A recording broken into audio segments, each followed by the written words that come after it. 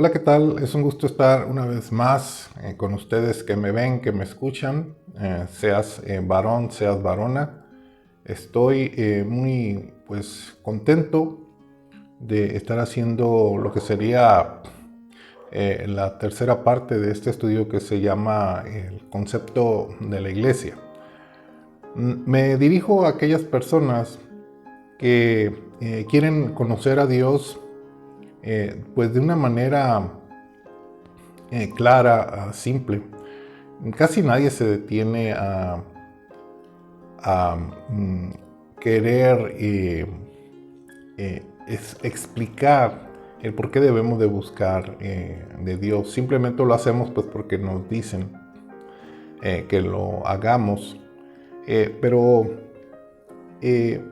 me gusta irme a mí paso a pasito, pausadamente, despacio.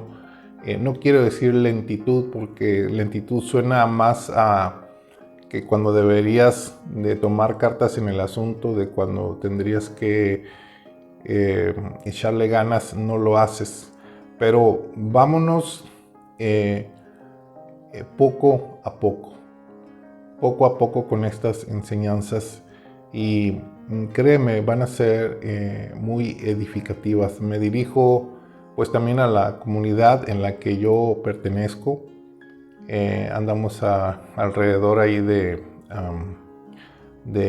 19 personas, contando ahí 3, 4 niños. Hay que contarlos también, hay que tomarlos en cuenta. 4 niños en esta comunidad que estamos nosotros. Nosotros practicamos pues la iglesia en casa. La iglesia no es religión, por más absurdo que suene. La iglesia no es religión. Y te quiero recordar el reto que les estoy compartiendo, de que si tú recibiste algo nuevo, vamos a decir una revelación, vamos a decir algo que no lo sabía pero hoy lo sé, pues te invito a que continúes escuchando estos videos, ok, estas enseñanzas. Entonces pues ahora sí que te reto a que digas al final de este video: híjole, todo lo que dijiste ya lo sabía, ¿no? Te reto a que veas hasta el final y te aseguro que vas a escuchar algo que nunca lo habías pues escuchado, vaya el pleonasmo, ¿no? Entonces, no voy a irme a los primeros versículos porque ya hay 2 temas. Te recomiendo que veas el primero, el 2 y este que pues es el 3. Pues si no has visto los 2 primeros, te pido que no veas este, ¿ok? Que vayas al primero y al segundo, porque pues necesitamos ir ordenando este rompecabezas de 1.000.000 de piezas. Créemelo, así es, 1.000.000 de piezas. Si yo comparara la palabra de Dios con algo que nosotros estuviéramos familiarizados, yo lo compararía a estos juegos que usan cartas, que les llaman mazos, y tú armas tus cartas, inclusive como cartas de la baraja, ¿no? Y estos mazos tú los armas y puedes ganar con tus cartas al contrincante. Bueno, yo les voy a decir una cosa: cada versículo de la palabra de Dios, cada versículo de la palabra de Dios es una carta. Es una carta que tú vas adquiriendo. Yo me acuerdo de niño que intercambiábamos cartas del Chavo del 8 y pues era una cuestión muy interesante, porque había chavillos que tenían cientos de cartas y hacían cambios y eran cientos de cartitas diferentes. Entonces no sé si habrá gente que todavía tiene esa colección de cartas del Chavo del 8. Pero créanme, la palabra de Dios, cada versículo es una carta que tú puedes adquirir. ¿Cómo la vas a adquirir? Pues entendiéndola, comprendiéndola, aceptándola, y que venga la revelación. La revelación es algo más, vamos a decir, más complejo, ¿no? Tener la revelación. Pero cuando tú lees un versículo bíblico y digamos que esa es tu carta de tu mazo que vas a adquirir, tienes que tener pues el entendimiento de esa carta, la comprensión. Quizás no total la comprensión, porque un versículo se puede utilizar para muchas cosas, ¿no?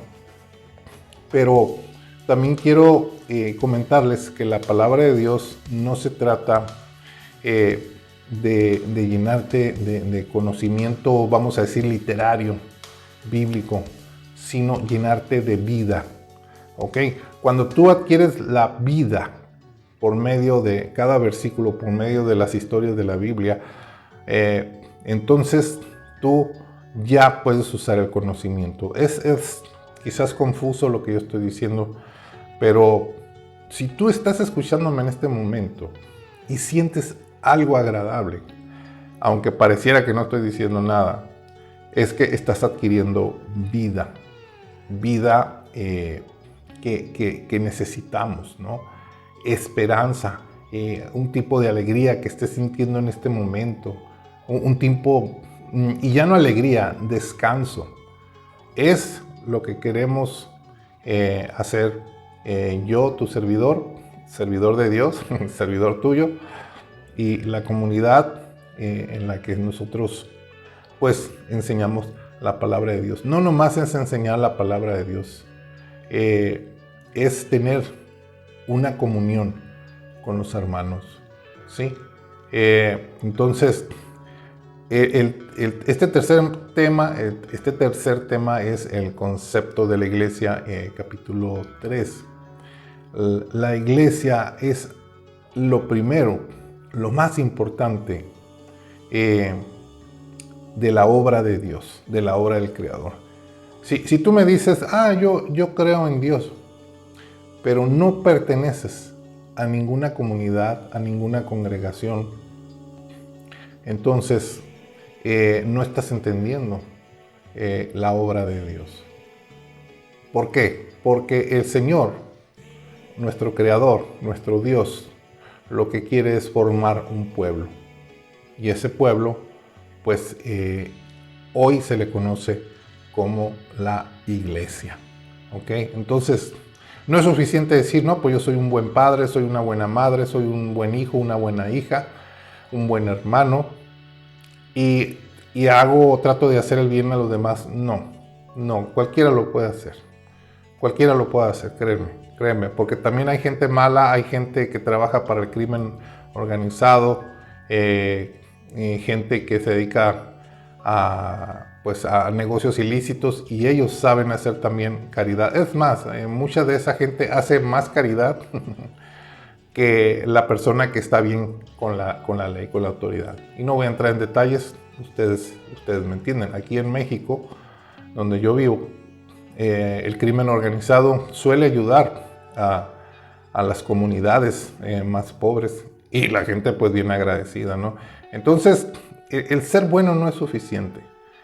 Lo que el Señor demanda de cada una de nosotros es que seamos parte de su pueblo. Entonces, ¿qué vamos a hacer?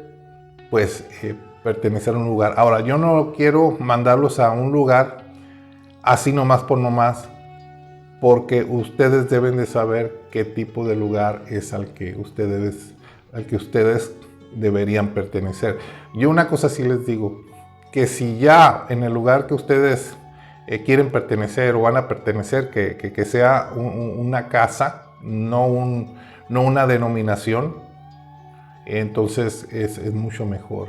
¿Qué es una denominación? Bueno, un lugar registrado como congregación, como iglesia. Entonces, yo les pediría que si ustedes quieren pertenecer a un lugar, por lo menos regálenme, y pues se los voy a poner difícil, regálenme unos 20 de estos videos de 20 minutos, 30 minutos, para que ustedes tengan una idea más clara de lo que Dios quiere de ustedes. Por eso el tema se llama el concepto de la iglesia, porque ustedes tienen que tener bien claro cómo se debe de practicar la iglesia, dónde se debe practicar la iglesia, con quién debes de practicar la iglesia. Entonces, poco a poquito, paso a pasito, muy despacito, vamos a ir entendiendo de qué se trata la iglesia. Entonces, aquí en el versículo 4 dice, Abraham obedeció a Dios y salió de Harán y no se detuvo hasta llegar a la región de Canaán. La región de Canaán es lo que hoy sería las tierras de Israel. Se llevó a su esposa Sarai, o Sarai, no sé, a su sobrino Lot, a los esclavos que había comprado en Harán y todo lo que tenía en ese entonces. Abraham tenía 75 años. Tengan muy consciente que aquí Abraham ya tenía 75 años, que no tenía hijos, ¿ok? Ya había explicado en el segundo video que pues es muy probable que Dios todavía no le daba hijos porque no se los quería dar en Ur de Caldea. No quería dárselos en Mesopotamia. El Señor quería sacarlo de allí sin descendencia, ¿ok? A tal grado que Abraham ya tenía 75 años. Quizás el Señor pudo haberle dado hijos a los 20, 25 años, pero también y para ser el padre de la fe, para ser el iniciador y de todo, y por eso es bien conocido como el padre de la fe. Entonces, no lo podría haber hecho en un muchacho de 20 años, de 25 años, de 30 años. ¿Por qué? Pues porque esa es la edad que las personas confían más en sus fuerzas. En el yo puedo, tengo fuerzas, tengo energía y yo puedo lograr esto. Entonces, una de las cosas que el Señor requiere de nosotros, que de alguna manera renunciemos a nuestras fuerzas, ¿no? Entonces, ya Abraham tenía 75 años y fíjense hasta qué tiempo el Señor empezaría a trabajar en la vida de Abraham. ¿Por qué? Pues porque por medio de Abraham Dios iba a empezar un pueblo. No lo empezó con Adán, no lo empezó con Noé, no lo empezó con Enoc. Ellos fueron hombres que amaban a Dios, pero todavía no había un plan redentor. Así que el plan redentor lo empezó con Abraham, ¿ok? Así que cuando llega Yeshua, Jesús, a la tierra, ya había un piso, ya había allí, digamos, una base, una plataforma que era ya el pueblo de Dios. ¿Por qué? Porque Jesucristo, Yeshua, viene de los hebreos, ¿sí? Él era en la tierra un israelita, o sea, ya había un pueblo establecido, ¿no? Y ese pueblo, pues hoy, en este tiempo, en el 2023 que estoy haciendo este video, este pueblo es la iglesia. Y cuando la iglesia se vaya, va a volver a pasar, digamos, este cetro de autoridad, pues otra vez a este primer pueblo de Dios, que son los hebreos, aquellos que no han reconocido a Yeshua como su Señor y Salvador. Entonces, Dios le pide a Abraham que salga de la tierra de Ur, la tierra de los caldeos, para llevarlo a la tierra que él iba a mostrar, pero le dijo que no llevara a su parentela, o sea, que no llevara nadie más que su esposa y sus sirvientes, ¿no? En aquel tiempo los cananeos todavía ocupaban la región de Canaán. Abraham recorrió toda esa región y llegó a Siquem, donde está el árbol de More. Ok, miren, Abraham llegó a la tierra de los cananeos, pero aún así no se le entregó. Primero quería que fuera a la tierra de los cananeos, pero no le entregó. Él tuvo que aprender a convivir con los cananeos, ¿ok? Pero aquí ya pasa algo interesante. Abraham recorrió toda esa región y llegó a Siquem, donde está el árbol de Moré. Allí Dios se le apareció y le dijo: toda esta región se la daré a tus descendientes. ¿Ok? Fíjense, Siquem quiere decir hombro, ¿sí? Pero los hombros o el hombro es una parte más fuerte que las mismas manos, que puedes echarle un costal de arena, un costal de cemento y lo puedes llevar. Más tiempo que llevarlo en las manos. Entonces se puede decir que los hombros es la parte más fuerte, ¿no? Entonces aquí estamos hablando ya en un término figurado de fortaleza. Y dice dónde está el árbol de Moré, ¿ok? Moré quiere decir conocimiento, ¿sí? Y dice, como Dios se le apareció allí a Abraham, le construyó un altar. Ok, este es el primer altar, vamos a ponerlo ahí, que construye Abraham. Ok, ¿cómo podemos entender, cómo podemos unir estas palabras? Fortaleza y conocimiento, ¿sí? Fortaleza y conocimiento. Ya en estas tierras, el Señor le estaba mostrando que Dios mismo sería su fortaleza y que Dios mismo le daría el conocimiento, ¿sí? Y por lo tal, Abraham construye un altar, ¿ok? Entonces ya vemos una peculiaridad de la iglesia, porque todo aquel que está en una iglesia tiene la fortaleza entre todos los hermanos y tiene el conocimiento de Dios entre todos los hermanos. Y si lo queremos comparar con Yeshua, con Jesús, entonces ya tenemos el poder de Jesús y el conocimiento de Jesús. Eso es lo que Abraham recibiría: fortaleza y conocimiento de Dios, ¿sí? Entonces, para que vayan viendo la importancia o las similitudes que tiene Abraham y el pueblo que con él iba a formar y la iglesia, ¿ok? El conocimiento solo lo puedes adquirir por medio de la iglesia. No puedes ser un creyente de Dios, ¿cómo se podría decir? Solitario y que el Señor te revele. No, porque usa a toda la congregación para que el conocimiento fluya a través de toda la iglesia, toda la congregación,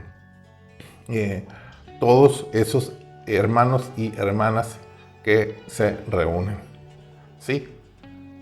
Con la misma intención, que es conocer a Dios, adorar a Dios, ¿sí? Por medio de Jesucristo, ¿ok? ¿Por qué por medio de Jesucristo? Porque Jesucristo, Yeshua, dijo que todo lo que pidan al Padre en mi nombre, crean que lo recibirán. Bueno, entonces, allí, en este lugar de Siquem, que quiere decir fortaleza, donde está el árbol de Moré, se llama, allí se construye el primer altar, ¿ok? ¿Y cómo se construían los altares? Pues con piedras. ¿Y por qué no hizo algo con, digamos, algo bonito así, interesante? No, el Señor de alguna manera le hizo saber que tenía que ser con piedras. ¿Por qué? Pues porque una piedra no le hace nada al hombre, no la forma. Simplemente esa piedra, pues Dios así ya las tenía en su creación, ¿sí? En las cosas, digamos, materiales, ¿no? Y naturales. Entonces, eran piedras que no tenían que ser talladas ni nada, porque no hay nada que el hombre pueda hacer con sus propias manos que agrade a Dios. Entonces, este altar era hecho de piedras muchas piedras, un montón de piedras, que representaban un altar al Creador, representando muchas cosas, simbolizando muchas cosas, y ya les dije una. La otra es que cada piedra, ¿qué representa? Representa una persona, te representa a ti. Por eso le dijo Yeshua a Pedro, le dijo, sobre esta roca, o sea, hablando de sí mismo, edificaré mi iglesia, y tú serás Pedro, o sea que Pedro quiere decir piedra chiquita, o sea, Jesús es la roca, ¿verdad? La piedra angular, y sobre Jesús todas las piedritas fundarían la iglesia, ¿no? Jesús sosteniendo todas las piedras arriba de él, ¿ok? Entonces, fíjense qué interesante es empezar a entender por qué que construyó un altar, por qué lo hizo en Siquem, donde está el árbol de Moré, ¿ok? Dice, luego siguió su camino hacia la zona montañosa que está al este de Betel. Cuando llegó allí, armó su tienda de campaña. La ciudad de Ai estaba al este y la ciudad de Betel al oeste. Allí también construyó un altar para adorar a Dios. Creo que la tierra de Ai era desolación o algo así, ¿ok? Ai creo que era desolación, ¿ok? Pero fíjense, dice, repito el 8, luego siguió su camino hacia la zona montañosa, o sea, una parte alta que está al este de Betel, ¿ok? Betel quiere decir casa de Dios, ¿ok? Casa de Dios, y una parte montañosa. ¿Qué quiere decir esto? Dice la palabra de Dios que el Señor nos va a poner que estemos en lugares altos donde Satanás no nos pueda alcanzar. Siempre en una guerra, siempre en una batalla, el que está en la parte más alta tiene la ventaja sobre el que está en la parte baja. ¿Por qué? Pues porque si quieres subir, pues no lo dejas con flechas, con rocas, con troncos, no sube. Entonces, fíjense, la casa de Dios, que es Betel, en lugares montañosos. ¿Sí? Cuando llegó allí, armó sus tiendas de campaña. La ciudad de Ai estaba al este, o sea, la desolación estaba al este, y la ciudad de Betel al oeste. ¿Ok? Allí también construyó un altar para adorar a Dios. ¿Ok? Ya llevamos aquí dos altares. Uno, el de la fuerza, del poder y del conocimiento, y el otro, la casa de Dios. Ya vemos aquí ya un pueblo ya con más forma, un pueblo de Dios, ¿ok? Y quiero pensar que Abraham sabía lo que estaba haciendo. Quiero pensar que, porque Abraham sabía qué significaba cada lugar, ¿sí? Y quizás pues por eso hizo esos altares. Luego Abraham se fue de allí avanzando poco a poco en dirección al desierto del sur. Miren, aquí le paramos. Aquí le paramos para no hacer muy extensivo esta enseñanza, pero ya con este tercer capítulo vamos viendo el plan muy complejo del Creador. Y si nosotros no entendemos en su mayoría lo que es el concepto de la iglesia, pues difícilmente llegará uno a estar en la presencia de Dios como hijo aceptado, como hija aceptada. Entonces,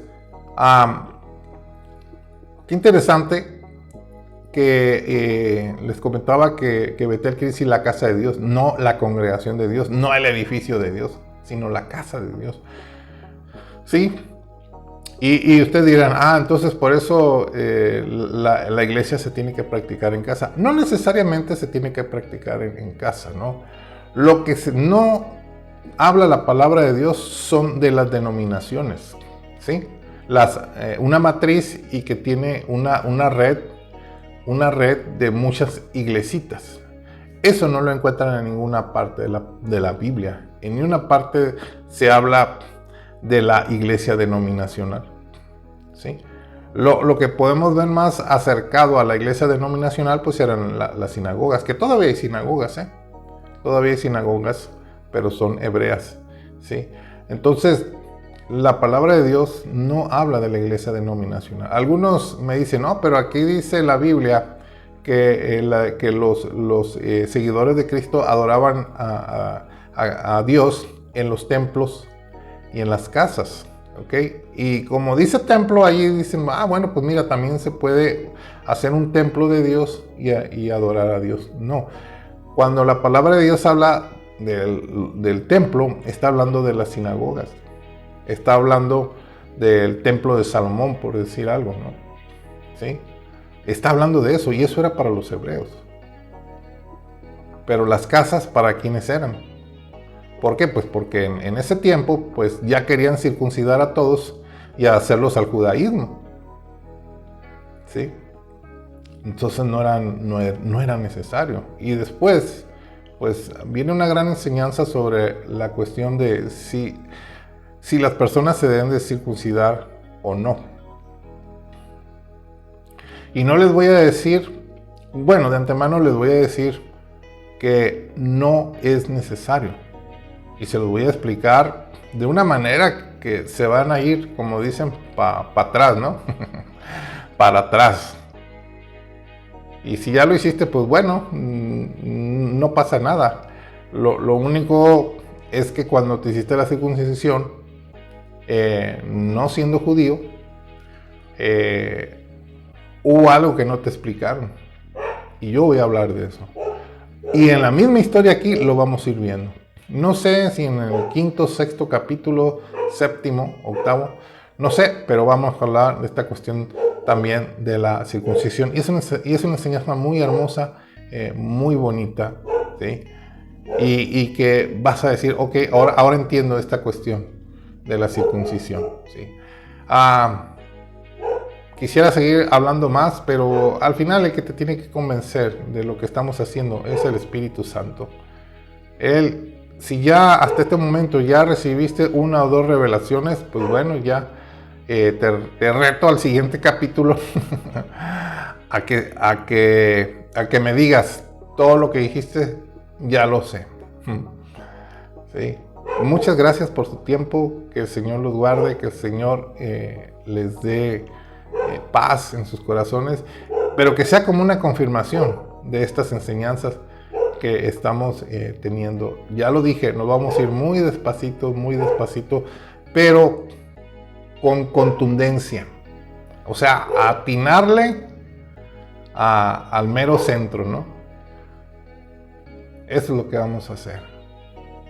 Que el Señor los guarde a todos, a todas, en el nombre de Jesús, en el nombre de Yeshua. Hasta la próxima.